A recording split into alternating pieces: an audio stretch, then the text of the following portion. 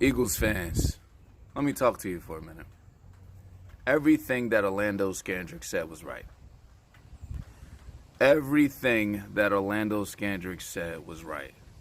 And if you watch an Eagles game this year for 2 seconds, you know that everything he said was right. Look, I don't care that they got footage of him going up to Malcolm Jenkins and congratulating him, calling him a leader, whatever he said, right? Sure, right? There's a mess in that locker room.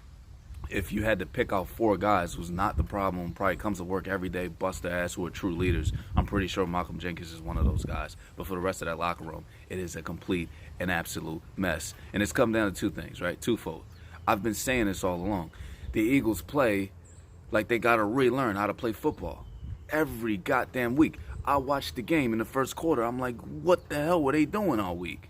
Were they just hanging out all week? And did they watch footage? Did they do anything? Any practice? Or did they just, Sunday morning, oh shit, we got a game, and got on the plane? That's literally how they play. Lane Johnson even said guys are showing up late for meetings, right? It's an undoing and unraveling of the locker room, and it's 2 things. 1, they don't trust Carson, and 2, they don't respect Doug Peterson. And Doug Peterson has not earned that respect. But let's go to Carson Wentz, right? They don't trust him. Not saying that they don't like him. They probably really like him. They probably think he's a nice guy. They don't trust him. The reason why, he's not sure of himself. When you're in a leadership position and you're unsure of yourself, then the people who are supposed to be following you, they ain't sure of your ass either. They're not sure of you, not sure of yourself. I'm not sure of you either, right?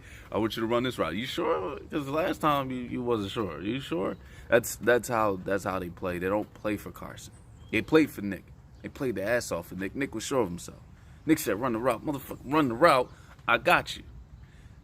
Right? Carson Wentz, whatever he's unsure about, that nervousness, it travels from his brain into his arm, and he throws the football, it travels into the football, and motherfuckers drop the pass. That's how energy works, right? That's that nervous energy. That's why they're dropping passes. Nelson Aguilar is not extending himself for the play to catch the ball. It's lackadaisical, and they don't trust Carson. And that's because Carson Wentz is unsure of himself. And then you look at Doug Peterson. Doug Peterson is too much of a player's coach. He's too laid back. This is a problem that probably been since he's been there, right? He's that manager, right?